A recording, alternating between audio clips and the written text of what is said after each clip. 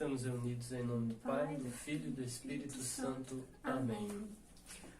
Olá pessoal, tudo bom? Meu nome é Jairo. Meu nome é Juliana, boa noite, bom dia, boa tarde.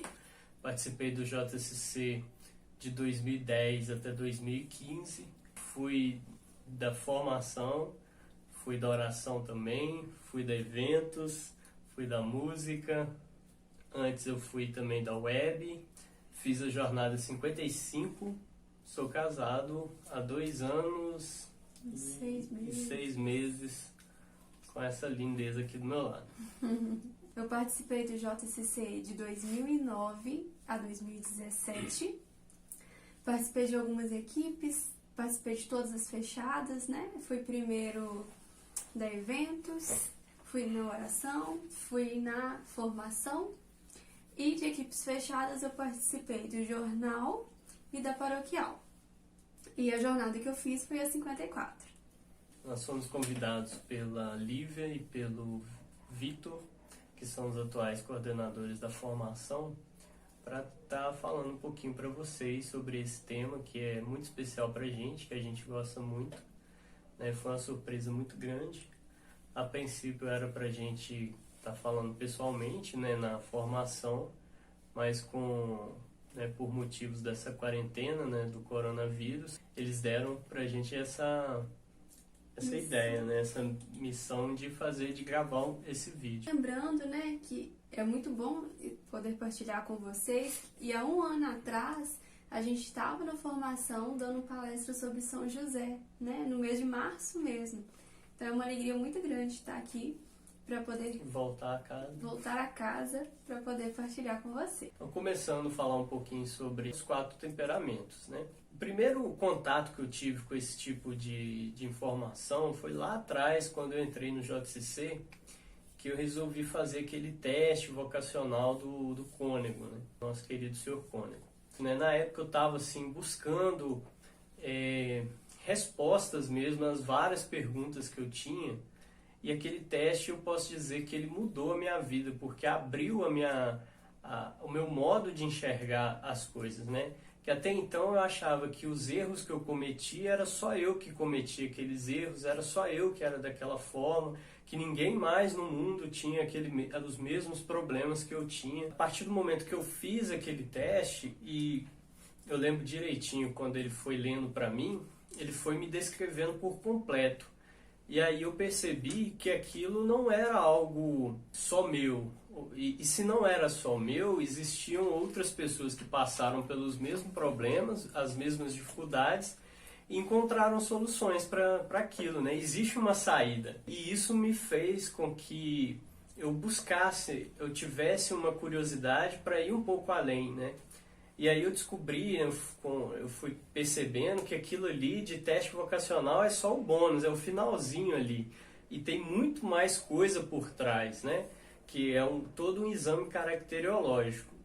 Só que o que nós vamos falar hoje, que é os 4 temperamentos, é um pouco diferente daquilo que é caracteriológico, que é o nosso caráter, E isso a gente vai tentar explicar um pouquinho para vocês. Antes de adentrar um pouquinho no tema, a gente só queria separar 3 substantivos diferentes, que é o temperamento, o caráter e a personalidade.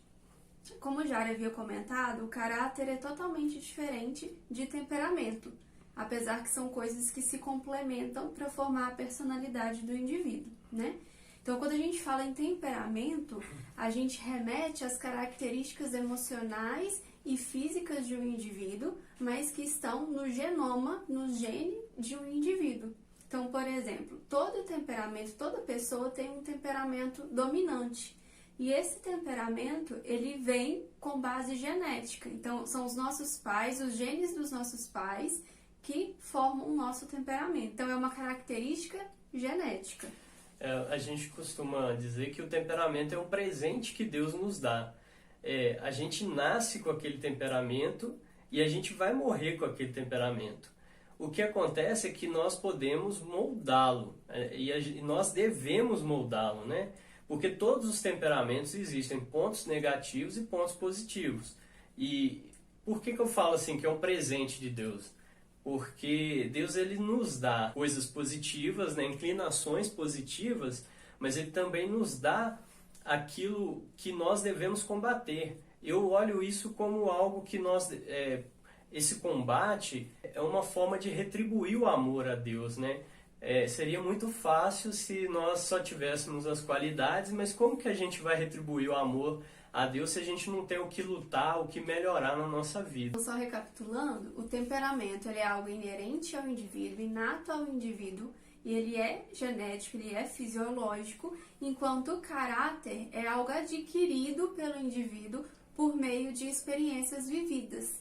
Então, a gente tem um temperamento definido, a gente nasce com um temperamento definido, mas ele pode ser moldado pela própria pessoa. Pelas experiências que ela vive, ela consegue moldar aquele temperamento.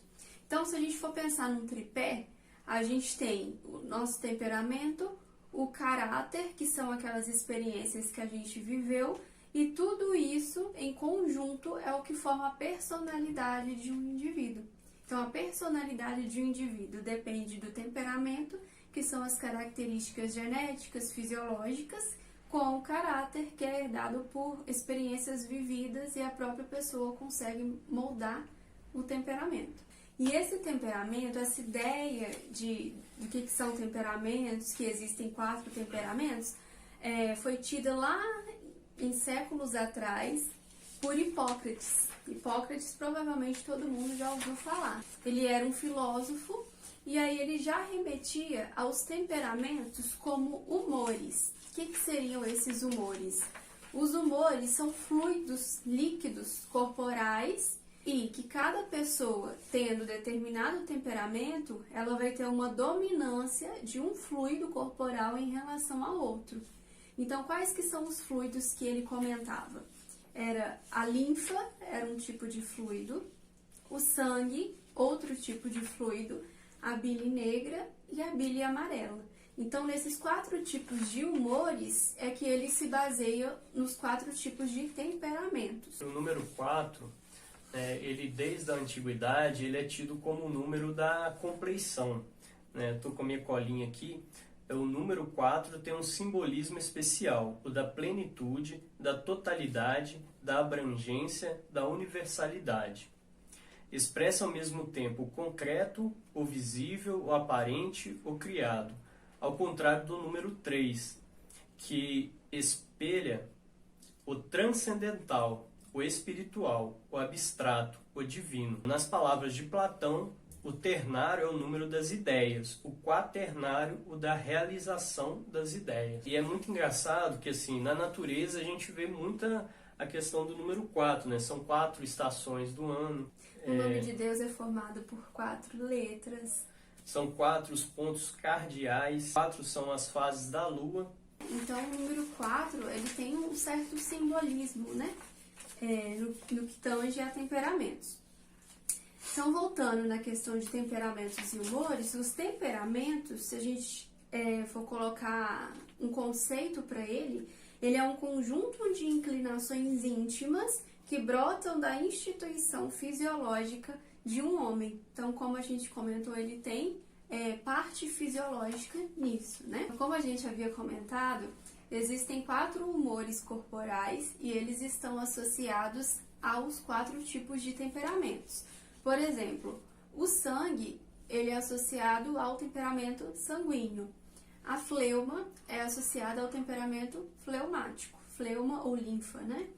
Bilis negra é associada ao temperamento melancólico e a bilis amarela é associada ao temperamento colérico. Além do elemento que está ligado ao temperamento, também existe as características e o elemento da natureza, né, que está ligado a cada temperamento.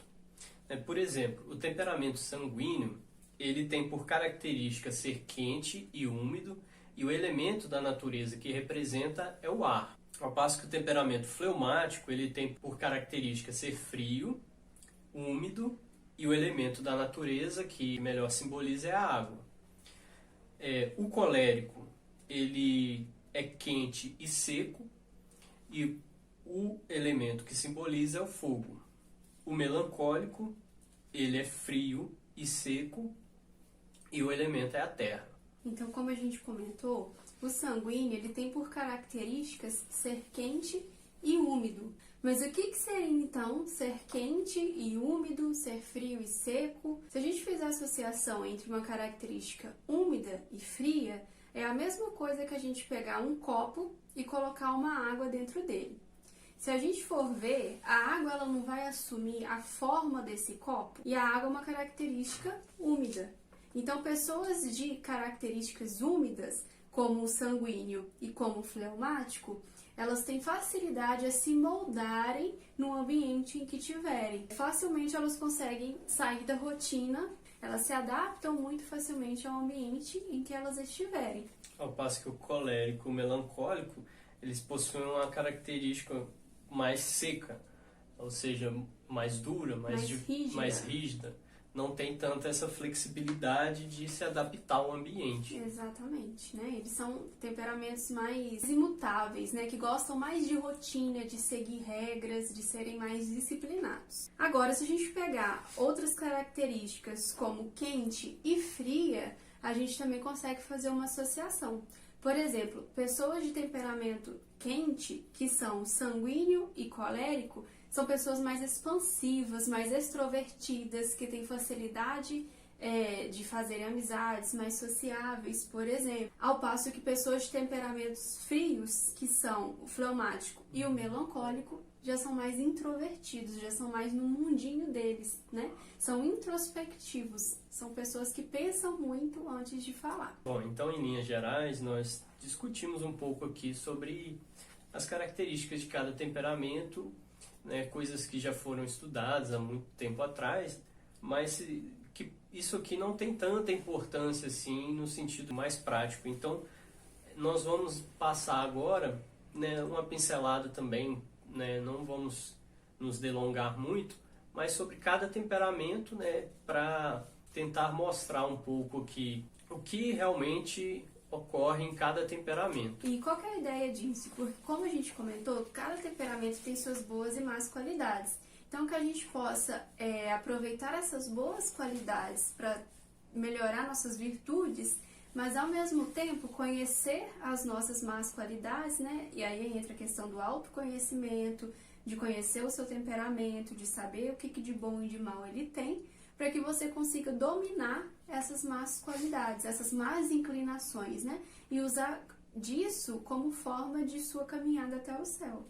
Então, se a gente for pegar o início de cada temperamento, a gente vai ter duas perguntinhas básicas a se fazer. A primeira seria, você pode perguntar para você mesmo, em determinadas situações, que alguém faz algo que você não gosta e que te irrita, por exemplo, um amigo faz algo que te irritou ou que te tira do sério. Você se irrita prontamente, facilmente, ou você demora a se irritar com essa pessoa? Ou seu temperamento, ou a sua ação é mais débil, é mais lenta, é mais demorada, né? Essa seria a primeira pergunta a se fazer. E a segunda pergunta seria, ok, seu amigo fez algo que você não gostou, e aí? Isso que você não gostou, rapidamente você esqueceu? Você esquece facilmente? Ou é algo que você deixa a impressão por muito tempo na alma e toda vez que você lembra, você fica revivendo aquele momento, né? Então, o que a gente vai falar aqui vai se basear nessas duas perguntas. Você é uma pessoa que se irrita ou que se ira muito facilmente? E a outra pergunta é, você é uma pessoa que guarda as coisas para si, né? As situações boas ou ruins que sejam, muito profundamente, ou você esquece facilmente das situações?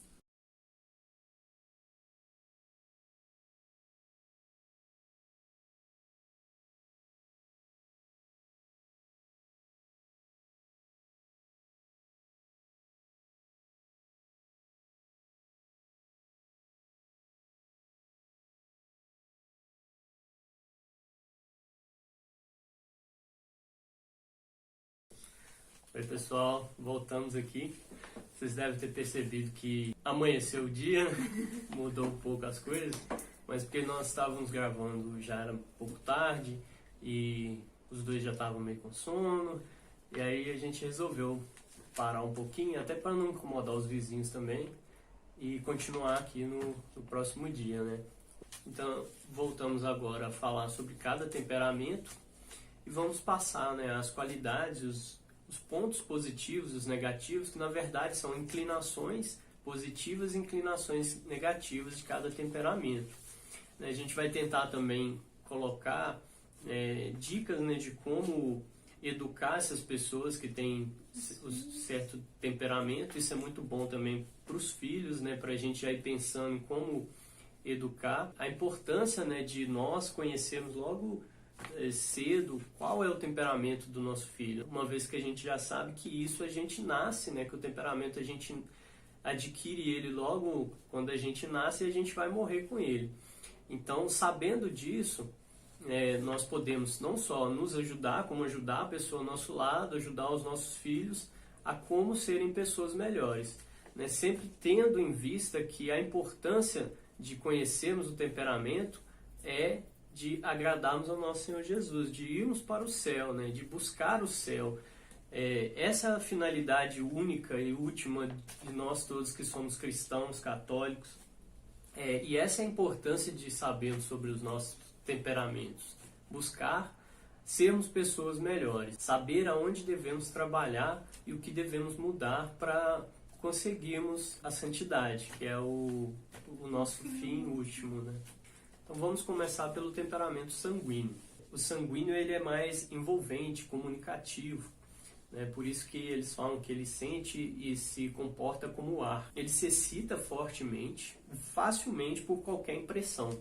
Então qualquer coisinha que acontece, ele já fica meio aguçado o sentido. A reação pode ser também imediata, ele observa, ele vê a situação, mas pode ser que ele reaja ou não reaja, né? O sanguíneo ele tende a reagir rapidamente também, mas a impressão dura pouco. Então, se aconteceu alguma injúria, alguma injustiça contra um sanguíneo, de imediato ele se ira, né? Ele se aguça, ele pode tomar uma atitude precipitada, ficar irado, brigar, mas aquilo rapidamente, ele esquece rapidamente. Criança tem muito disso, né? Tô de mal de você. E aí no outro dia já tá brincando, já tá falando, já esqueceu aquilo, né? O sanguíneo é mais ou menos assim, nesse sentido. Ele tem a irascibilidade muito alta, fica irado, briga, xinga, porém, com pouco tempo ele já esquece daquilo, aquilo não dura muito tempo na sua memória.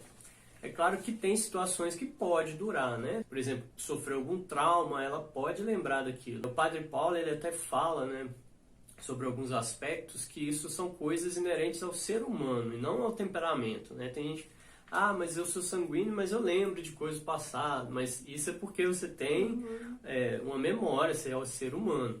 Mas é diferente você ter uma inclinação de ficar relembrando o passado, revivendo aquilo, remoendo aquilo dentro de você, sentindo os mesmos sentimentos. As boas qualidades do sanguíneo é que ele pode ser muito amável, uma pessoa assim, muito alegre, simpática, de muitos amigos, uma pessoa dócil. Isso é a inclinação do sanguíneo. Outra coisa também que é uma boa qualidade dos sanguíneos é que apesar dele ter essa irascibilidade, né, essa explosão no início, ele tende a não guardar rancor de ninguém. O sanguíneo também, ele é entusiasmado por natureza e isso é até um pouco contagioso, né? O sanguíneo, ele tende a tentar, quando ele está num ambiente, ele alegra o ambiente, otimismo com a vida, a imaginação é ardente, tem muita imaginação, triunfa facilmente na arte, na poesia e na oratória.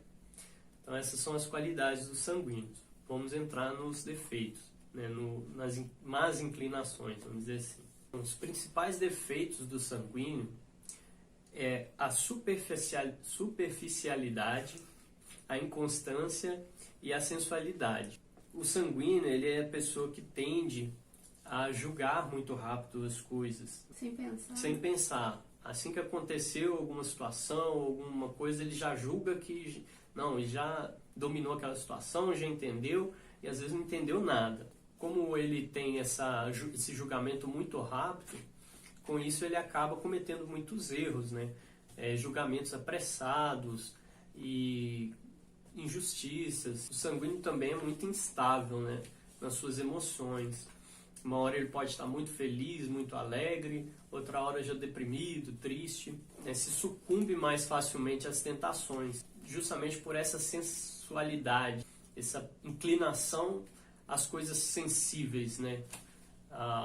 Até mesmo dos sentidos, né, que nós temos, né? O olfato, o paladar, né, o tato, a visão, e por conta da inconstância, né, na fé, o sanguíneo às vezes pode estar muito fervoroso num determinado momento e no outro está numa sequidão muito grande. O que consiste, né, então, a educação do sanguíneo, né, como ela deve ser feita? Em todos os temperamentos, né, a educação ela deve ser focada em elevar as qualidades e suprimir os defeitos, né, diminuir os defeitos, né. Isso, claro, focando para a santidade da pessoa, para a nossa santidade. O sanguíneo é preciso que ele lute tenazmente, né, fortemente contra as suas inclinações, até que ele tenha vencido. Porque muito do sanguíneo, ele querer muito, ele começar a lutar, mas aí ele vai desanimando, ele muda de ideia, daí a pouco ele já esqueceu até que começou.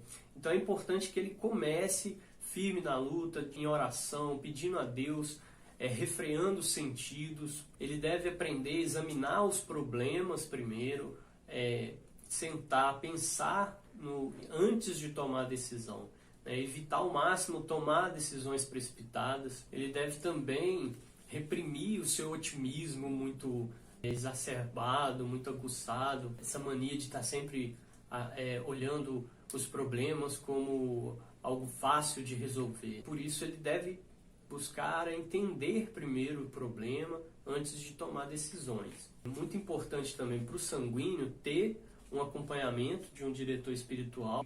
O diretor espiritual vai passar para ele, né, algumas tarefas, algumas regrinhas, alguns deveres de casa, né? E é importante que ele faça aquilo com dedicação e afinco, para que ele possa dominar suas más inclinações. Ele deve se manter firme na oração e não ficar buscando sensações, ficar preso em sentimentos, nada disso. Ele deve continuar orando, mesmo que não sentir nada, mesmo que, né, não venha nenhum consolo, ele deve continuar firme e perseverante nas suas orações. É mais fácil, às vezes, para um sanguíneo cair no pecado, né, cair na tentação, se ele ficar num ambiente, por exemplo, propício a isso. Então ele tem que fugir mesmo desses ambientes. Tem até aquela frase, né, o que os olhos não veem, o coração não sente.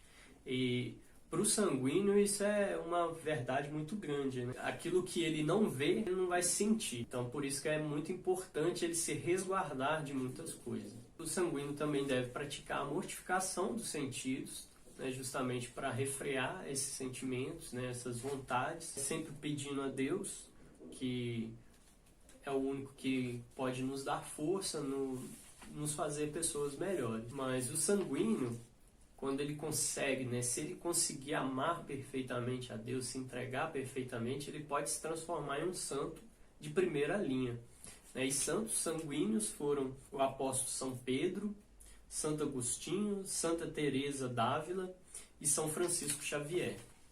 Já o temperamento melancólico, ele é tido como um oposto do temperamento sanguíneo. Então, se a gente for pegar um elemento da natureza característico do melancólico, é a terra. A terra, como a gente havia comentado, ela é seca e é fria, né? Isso porque o melancólico, ele guarda marcas, como a gente fez a analogia, se a gente pegar uma faca e colocar na terra e tirar, a marca dessa faca vai ficar marcada na terra, né? Ela não se molda facilmente, ela não volta ao seu estado de origem facilmente. E ao mesmo tempo, o melancólico ele é resistente à mudança, que é o que é em relação ao temperamento ser seco. Ele é muito resistente a mudanças no seu dia a dia, né? A mudança de rotina, a mudança de planos, por exemplo. Em relação à excitabilidade ou irascibilidade, ele demora a ficar irado, então em determinadas situações do dia a dia, se alguém faz algum mal para ele, a resposta dele a esse mal, a ira dele em relação a esse mal, ela é mais lenta, ela é mais débil. o que não quer dizer que ela não acontece. Mas quando acontece, ela se arraiga tão profundamente na alma do melancólico que dificilmente ele consegue esquecer. Então, o que acontece com ele? Ele demora a ficar irascível, a se irar, mas quando ele se ira, dificilmente essa impressão sai do melancólico. Então, ele não esquece facilmente. Mas como qualidades que ele tem, ele é mais inclinado à solidão, à reflexão. Então, são pessoas que pensam muito antes de fazer alguma coisa, que são mais pensativas, na verdade. E a sensibilidade deles é menos viva do que a do sanguíneo, por exemplo. Ele é um pouco menos sensível em relação às coisas, mas é mais profunda, né? Como a gente comentou, ela se arraiga muito facilmente na alma. São mais inclinados à vida interior, à piedade. São pessoas que são muito empáticas em relação às outras. Elas facilmente se compadecem das misérias do próximo. Então, o Padre Paulo, ele fala que elas levam a abnegação até o último estágio, né? Então, ele comenta que é um temperamento de benfeitores da humanidade, que eles são capazes de levar a abnegação até o heroísmo, sobretudo ao lado dos enfermos. E em relação à inteligência do melancólico, é uma inteligência aguda e profunda. Ele pode utilizar a sua inteligência para ser uma pessoa seca e egoísta, fechada na sua torre de marfim, mas ele pode utilizar também a sua inteligência para contemplar as coisas de Deus, né? Então aqui a gente tem os opostos. A gente pode utilizar a sua inteligência ser aguda e ser profunda para algo bom ou para algo ruim. E em relação a aptidões que o melancólico tem, ele tem aptidão para artes e para ciência. Em relação ao coração do melancólico, é de uma grandeza sentimental, de forma que quando ele ama alguém, ama alguma coisa, dificilmente ele se larga disso, né? Então, em relação às amizades, quando o melancólico tem amizades profundas, amizades verdadeiras, dificilmente ele larga disso. Ele tem facilidade a se aprender as suas afeições. Ele sofre com frieza e com ingratidão, né? A folha caiu. E ao mesmo tempo, ele é mais equilibrado em relação ao sanguíneo, né? O sanguíneo, ele sofre um pouco de desordem passional. O melancólico já não sofre tanto. Então, a gente fala que o melancólico é o temperamento oposto do sanguíneo. Enquanto o sanguíneo, ele reage prontamente às situações e não guarda nada, o melancólico, ele tem uma reação mais lenta, mais débil, e ele guarda tudo para si, de uma profundidade única.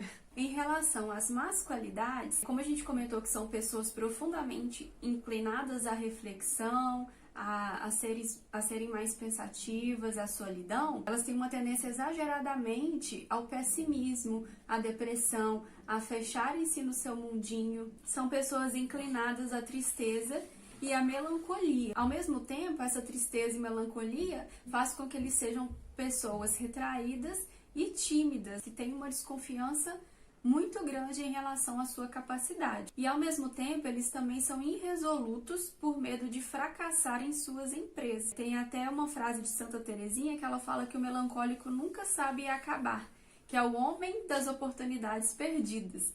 Então, se a gente tiver todos os 4 temperamentos de um lado do rio, o melancólico é o que vai ficar do outro lado pensando se vai, se não vai, aí não consegue ir, e aí acaba essa oportunidade, né? Então, ou seja, ele perde muita oportunidade por ficar pensando, por ficar refletindo por muito tempo. E em relação à criança que é melancólica, como que deve ser a educação dela? O que a gente deve exaltar como qualidade e reprimir em relação ao defeito? Sabendo que o melancólico ele tende a ser mais inclinado, né, à depressão, a ser mais no seu mundo, a concentrar-se mais sobre si, o educador deve ter isso em mente e procurar fazer atividades que ele não se feche no seu próprio mundinho. Atitudes boas o educador fazer com o melancólico, né, fazer mesmo com a pessoa adulta. A gente deve ajudar o melancólico a ter uma confiança ainda maior em Deus. Confiar nas coisas de Deus, confiar na providência de Deus, confiar em si mesmo, já que ele tem dificuldade de ter confiança em si, nas suas capacidades. E é preciso que se aproveite a sua inclinação à reflexão para fazer compreendê-lo que não há motivo algum para ser suscetível, desconfiado ou retraído. E se a gente for pegar, então, alguns santos, se a gente for citar alguns santos do temperamento melancólico, são o apóstolo São João, São Bernardo, São Luís Gonzaga e Santa Teresinha do Menino Jesus. Bom, falando agora do temperamento colérico. O colérico, ele age mais como o fogo, né? Ele já é mais explosivo, já deixa marcas, ele tem a necessidade de expor suas ideias, de deixar marca, de comunicar. Com isso, o colérico deve evitar um pouco as discussões, porque se um colérico entra numa discussão, ele só tem uma opção, é vencer aquela discussão. Então, às vezes, com isso, ele acaba machucando a pessoa ou se exaltando demais. Então, por muitas vezes, é interessante que o colérico nem entre em uma discussão, né? Ou já entre refreando, sabendo que ele é colérico, já entra, né, já assim, não vou me prolongar muito. Saber perder também, né, na discussão é importante para não acabar com a amizade, por exemplo. Assim como o sanguíneo, o colérico também se excita fortemente e rapidamente. A diferença é que a marca que fica no colérico, ela permanece ao longo da sua vida. Ele não esquece tão facilmente. Então, diante de uma injúria, uma injustiça, ele vai se excitar, ele vai, né, se aumentar sua ira, ele vai debater com a pessoa, ele vai ficar nervoso, vai ficar bravo, vai brigar, mas aquilo ali vai durar pro resto da vida dele. Tende a perdurar por toda a vida dele. Ele não vai esquecer tão facilmente, e quando ele lembrar daquela situação, ele revive aquela situação, né? Como se tivesse acontecido ontem, às vezes uma briga que foi há anos atrás. Igual o melancólico, né? Igual o melancólico. Isso devido à parte seca, né? A característica seca desses temperamentos. De não se moldar facilmente ao ambiente em que ele está. As boas qualidades do colérico, né? O Padre Paulo até fala muito sobre as qualidades do colérico. Que se você for olhar, o colérico é aquele que parece ter as melhores qualidades, né? Ele tem muita atividade, um entendimento muito aguçado, uma vontade forte, uma concentração, um foco muito grande. Mas o Padre Paulo até mostra pra gente, né, que como que tantas qualidades também, se ela não for bem trabalhada e usada para Deus, né, para voltado a favor, né, da santidade da pessoa, isso também pode levá-la direto para o inferno, né? Ele até brinca, né, que o colérico é como se fosse uma Ferrari com o melhor motor, potente, com tudo de bom, né, que está indo a 1000 por hora, mas ela está indo direto para o inferno, se ela não se refrear e não buscar o caminho da salvação. O colérico também ele é inclinado a ser mais prático, né? Ele é mais inclinado a fazer as coisas do que ficar pensando. Assim como mais parecido com o sanguíneo, diferente do melancólico, que às vezes o melancólico, e nós vamos falar um pouco do fleumático também, que tende a pensar mais antes de agir, né? O sanguíneo e o colérico, ele já agem mais rápido, com a diferença que o sanguíneo ele tende a agir rápido e às vezes por qualquer problema, qualquer tropeço no caminho, ele tende a voltar atrás ou desistir de continuar, mas já o colérico não, ele tende a querer fazer, buscar e enfrentar todas as barreiras e não desanima, né, mais tão facilmente. Os coléricos também não são muito de deixar para amanhã o que deveria fazer hoje, mas às vezes eles fazem hoje o que deveriam deixar para amanhã também, né? Bom, as más inclinações do colérico, os coléricos tendem a serem muito duros, né? E não aceitar muito as divergências, né? Os contrapontos. Podem se tornar pessoas insensíveis e muito orgulhosas também. Ainda mais se alguém tiver uma opinião oposta à opinião de um colérico, né? Ou contradizê-lo, ele pode se tornar até uma pessoa violenta ou cruel. A menos que, assim, a virtude cristã dele, né, o refreie contra isso. Por isso que é muito importante, né, sabendo, uma vez que você é uma pessoa colérica, né, buscar ainda mais, pedir a Deus ainda mais a temperança, a calma. Geralmente também o colérico ele tem a facilidade de guardar o rancor, guardar o ódio no coração e esperar às vezes até a oportunidade de vingar de uma pessoa. O colérico também tende a ter menos empatia, né? O oposto do melancólico, que ele já tem muita empatia com as pessoas, o colérico ele já não tem tanta empatia, ele já não consegue compreender tanto a dor do próximo, né? A pessoa ao lado, ele já tem essa dificuldade, por isso acaba sendo um pouco egoísta, né? Então o colérico tem que se refrear muito para ele não acabar pisando nas pessoas, né? Querendo que as pessoas se curvem diante dele, diante das suas vontades, né? Querendo só que a satisfação dos seus desejos. Então essas são as más inclinações do colérico. E como que se deve ser, né, levado a educação, né, do colérico, né? Uma criança colérica ou alguém, né, já adulto, ou você, alguém que se identificou como colérico. Muitos santos da igreja possuíram esse temperamento colérico, né? O colérico, se ele soubesse refrear e souber, né, refinar ali suas qualidades, ele tende a chegar nos altos cumes da perfeição cristã, justamente por essas qualidades, essa determinação muito grande que ele tem. Até porque eles não cessam até chegar no cume, né, até conseguir aquilo que eles almejam. Então, imagina um colérico que busca a santidade. Enquanto ele não alcançar a santidade, ele não vai, né, desistir. Mas é importante também que ele tenha humildade de reconhecer que, né, não é por força e vontade própria que nós nos tornamos santos. É claro que nós temos que refrear nossas vontades, as nossas inclinações, buscar a Deus acima de tudo, mas a graça vem de Deus. Então reconhecer que nós somos seres pequenos, nós somos pó, ao pó nós voltaremos, né? Nós precisamos de Deus, né? Então é importante com que o colérico reconheça também a sua pequenez diante de Deus, do Criador, e aprender a ser pessoas humildes também. Então o colérico deve ser aconselhado a não atuar precipitadamente, né? Assim como o sanguíneo, e também, mas diferente, né, do sanguíneo que se coloca mais no lugar das outras pessoas, o colérico deve ser incentivado a se colocar mais no lugar das outras pessoas, que ele tende a não se colocar, né? Não enxergar a dor do próximo. Então, o colérico, mais do que ninguém, deve buscar tratar a todos, né, com sensibilidade, com doçura, buscarem ser mais amáveis, pessoas mais tranquilas, mais calmas. Bom, e quais são os santos, né, que foram coléricos?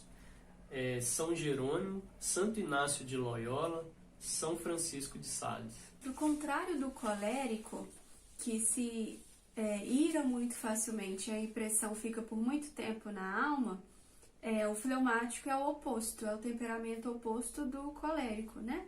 Ele não se excita, não se ira muito facilmente e a impressão não lhe fica muito tempo na alma. Então é um temperamento oposto ao colérico. O elemento da natureza que é associado ao fleumático é a água, porque ele se molda, assim como a água, se molda muito facilmente no ambiente em que ele está, né? Ele é muito flexível, ele também facilmente consegue sair da rotina, por exemplo, porque ele se molda com relativa facilidade. Quem que é do temperamento fleumático, por exemplo, dá muito bem como médico, como professor, como cientista, né? Então tem muitas profissões que podem ser seguidas por pessoas do temperamento fleumático. Em relação a características boas, as boas inclinações que ele tem, normalmente os fleumáticos são pessoas mais calmas, mais reflexivas, mais pacientes, são pessoas disciplinadas e inofensivas. Se a gente for pensar em persistência, enquanto talvez um sanguíneo, um melancólico não persista tanto, né? O sanguíneo por ser muito inconsistente e o melancólico por não perseverar muito nas coisas, por perder oportunidades, o fleumático não, ele costuma persistir nas coisas que ele começa, por exemplo. Ele pode até trabalhar mais devagar, mais lento, mas ele é muito assíduo aos seus trabalhos.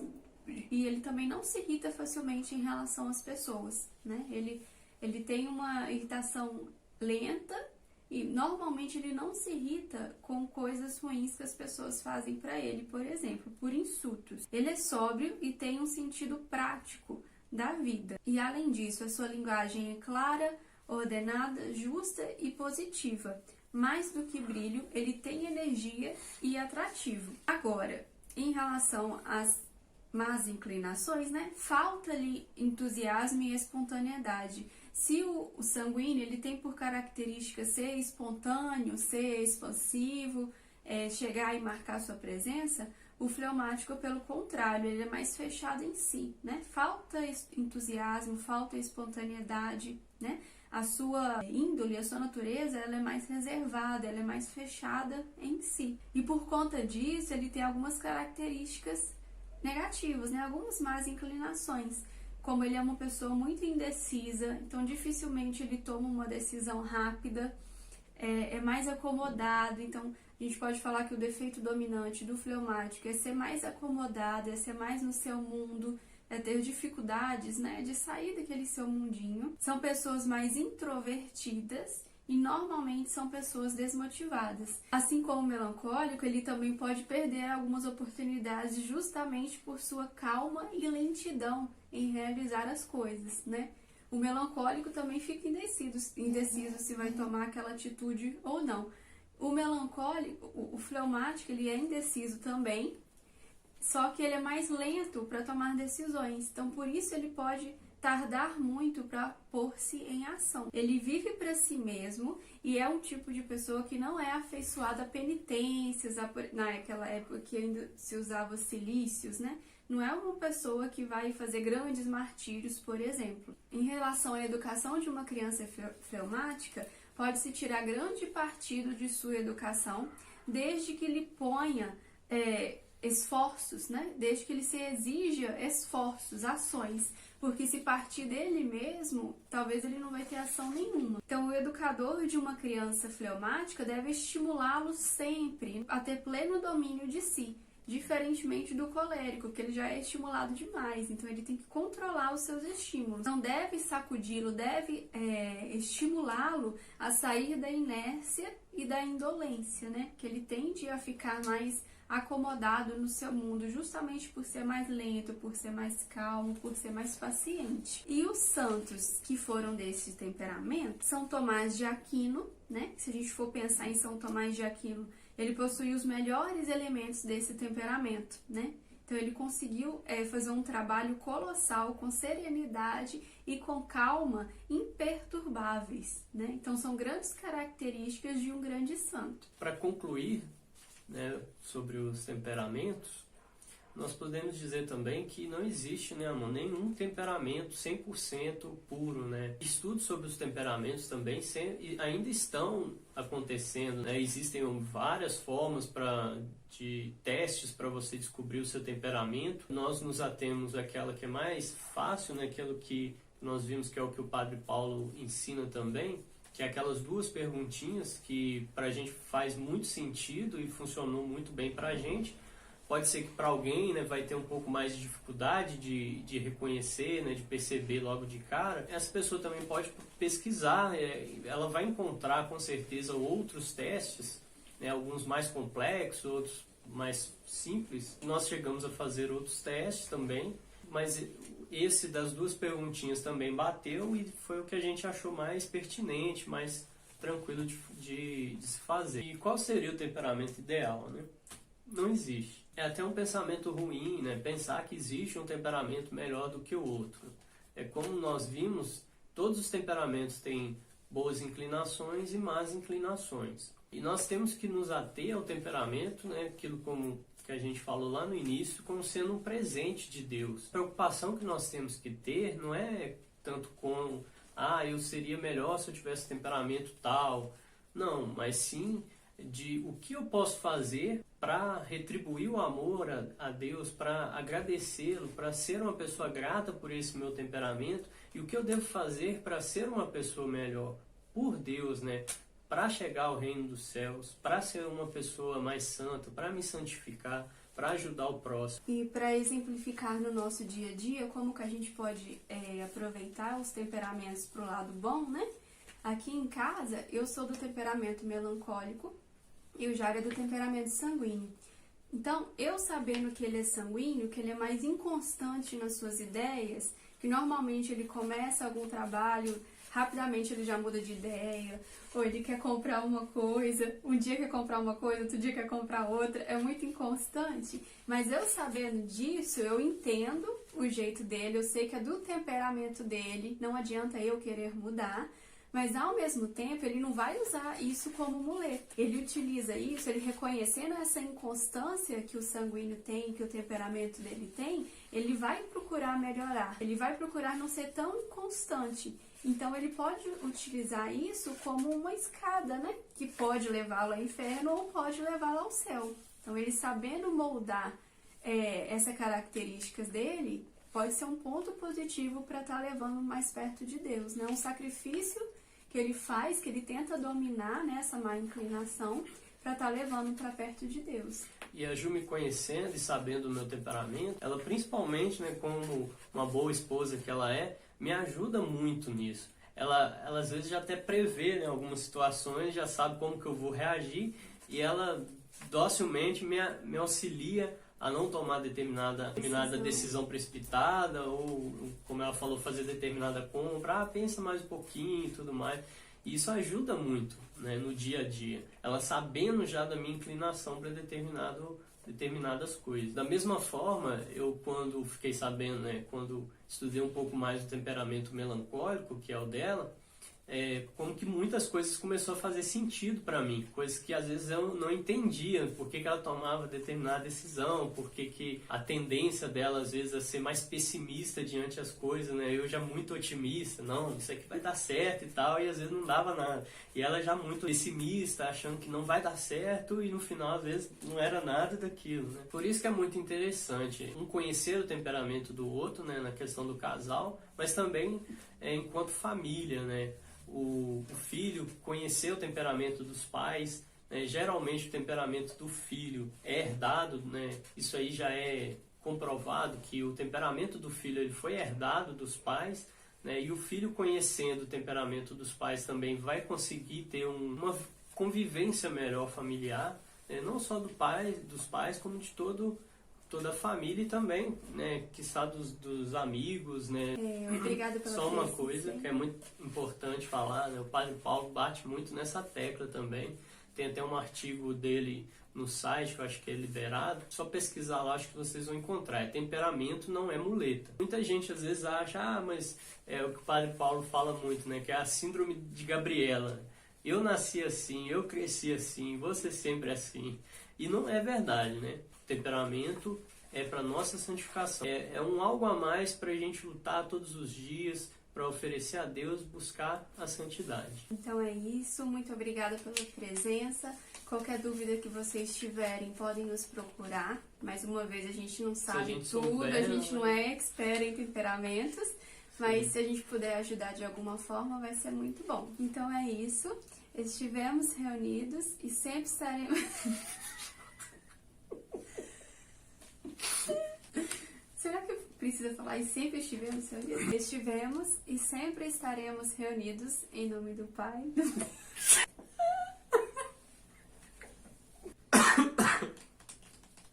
Não é corona.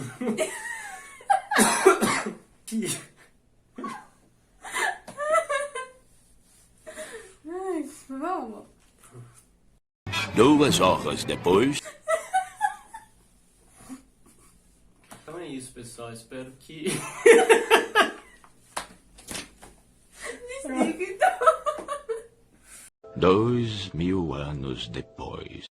Pai nosso, que estais nos céus, santificado seja o vosso nome. Venha a nós o vosso reino. Seja feita a vossa vontade, assim na terra como no céu. O pão nosso de cada dia nos dai hoje. Perdoai as nossas ofensas, assim como nós perdoamos a quem nos tem ofendido. E não nos deixeis cair em tentação, mas livrai-nos do mal. Amém. Ave Maria, cheia de graças, o Senhor é convosco. Bendita sois vós entre as mulheres, e bendito é o fruto do vosso ventre, Jesus.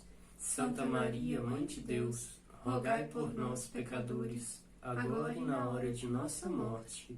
Amém. Estivemos e sempre estaremos unidos no amor de Deus, que é Pai, Filho e Espírito Santo. Amém. Tchau.